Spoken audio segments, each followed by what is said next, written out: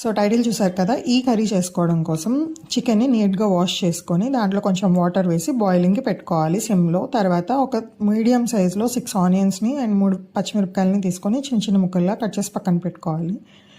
దీనికి మసాలా కోసం అల్లం, వెల్లుల్లి, కొబ్బరి ఇవే వేస్తారనమాట. సో చికెన్ కొంచెం బాయిలింగ్ పాయింట్ వచ్చిన తర్వాత దాంట్లోకి కొంచెం ఉప్పు, పసుపు వేసి ముక్కలకి పట్టేలాగా తిరగొట్టుకొని మళ్ళీ స్టవ్ మీద పెట్టేసుకోవాలి. తర్వాత పేస్ట్ కోసం ఒక స్పూన్ ధనియాలు, ఒక 30 గ్రామ్స్ అల్లం, 1 ఫుల్ వెల్లుల్లిపాయ అండ్ హాఫ్ వెల్లుల్లిపాయ వేసుకోవాలి. తర్వాత ఒక ఫుల్ కొబ్బరి చిప్పలోంచి హాఫ్ చిప్పని తీసుకొని చిన్న చిన్న ముక్కలుగా కట్ చేసుకొని వేసుకోవాలి. దీంతోపాటు దీంట్లోకి 2 ఇంచులు దాల్చిన చెక్క, ఒక 4 నుంచి 5 లవంగాలు, ఒక 2 యాలకులు వేసి పేస్ట్ చేసి పక్కన పెట్టుకోవాలి.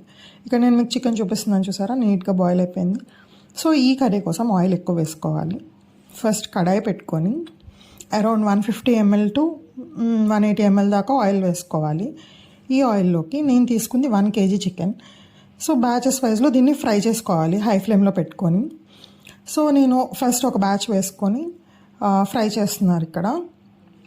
ఇది ఎంతసేపు ఫ్రై చేసుకోవాలంటే మనకి చికెన్ అనేది వీడియో చూపిస్తున్నట్టుగా లైట్గా గోల్డెన్ బ్రౌన్ కలర్ వచ్చే వరకు ఫ్రై చేసుకోవాలి. సో ఇలా బ్యాచెస్ వైజ్గా ఫ్రై చేసుకుంటే ముక్క అనేది మంచిగా ఫ్రై అవుతుంది. సో ఇలా ఎందుకు ఫ్రై చేస్తారంటే పీస్ అనేది మనం తర్వాత కర్రీలో వేసి కలిపేటప్పుడు సపరేట్ అయిపోకుండా ఉంటుంది, బాగుంటుంది టేస్ట్ ఇట్లాగా.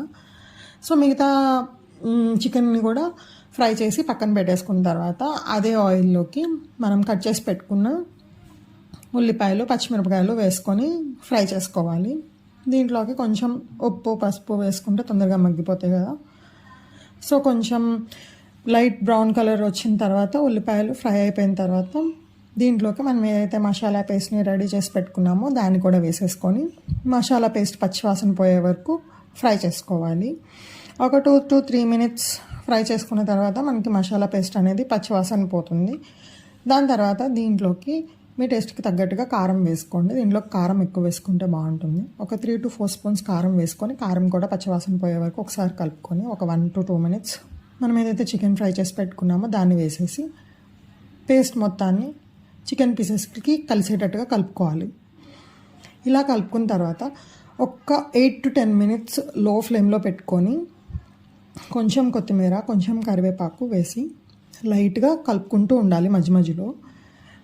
తర్వాత దించే ముందు కొంచెం ఒక 1/2 to 1 స్పూన్ నెయ్యి వేసుకొని కలిపేసుకొని ఒక 2 minutes ఉంచి తీసేస్తే బాగుంటుంది, అయిపోతుంది. రైస్లోకి, రోటీలోకి, పుల్కాలోకి, బగారా రైస్లోకి దేంట్లోకైనా బాగుంటుంది.